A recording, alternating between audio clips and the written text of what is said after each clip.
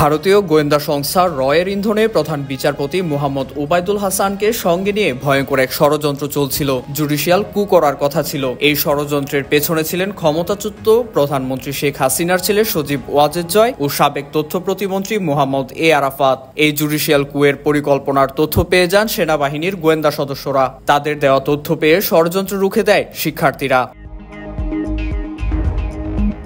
সাবেক প্রধান বিচারপতির নেতৃত্বে জুডিশিয়াল কু করার যে ষড়যন্ত্র ছিল তা ফাঁস করে দিয়েছে বৈষম্য বিরোধী ছাত্র আন্দোলনের অফিসিয়াল ফেসবুক গ্রুপ। সেখানে সহ সমন্বয়ক মুসাদ্দেক আলী ইবনে মুহাম্মদ ষড়যন্ত্র ফাঁস নামে একটি পোস্ট দেন। পোস্টে তিনি লেখেন, প্রধান বিচারপতি ওবায়দুল হাসানের পদত্যাগের নেপথ্যে কঠিন ষড়যন্ত্র ফাঁস হয়ে গেছে। শেখ হাসিনাকে এক্স প্রধান বিচারপতি সিনহা যেভাবে অবৈধ ঘোষণা করতে চেয়েছিলেন, ঠিক তেমনি ষড়যন্ত্র করেছিল ওবায়দুল হাসনাত সহ কয়েকজন।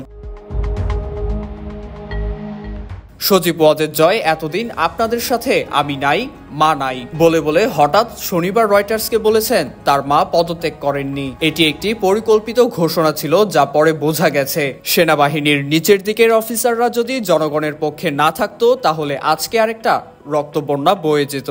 আজকেও সেনাবাহিনীর ছোট অফিসাররা রক্তক্ষয়ী সংঘর্ষ থেকে ছাত্র জনতাকে বাঁচিয়েছে। আজকে একটা কুয়ের প্ল্যান করেছিল জয় এবং আরাফাত, কিন্তু সঠিক সময়ে সেনাবাহিনীর গোয়েন্দারা ছাত্রদের কাছে তথ্য ফাঁস করে দেয়। এই তথ্য জানার পর জুডিশিয়াল কু রুখে দেয় ছাত্ররা।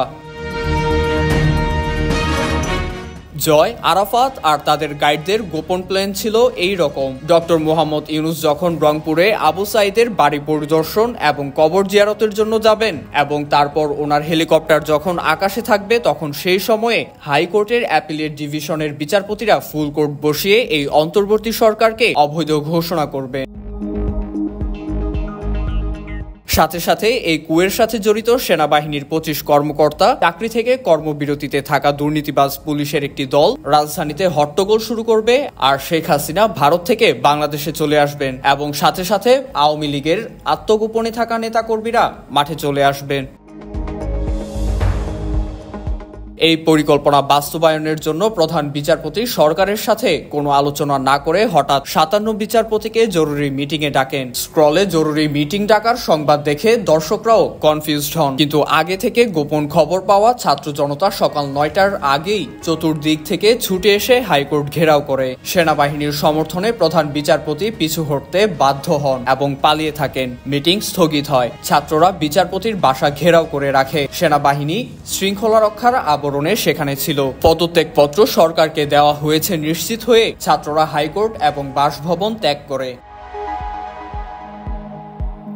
এই ঘটনার সাথে জড়িত আপিল বিভাগের আরো 5 জন বিচারপতিকে পদত্যাগ করতে বলা হয়। পরে শনিবার দুপুরে বৈষম্য বিরোধী ছাত্র আন্দোলনের বিক্ষোভের মুখে প্রধান বিচারপতির পদ থেকে অব্যাহতি নেন বিচারপতি ওবায়দুল হাসান। এরপর আপিল বিভাগের আরো 5 বিচারপতি পদত্যাগ করেন।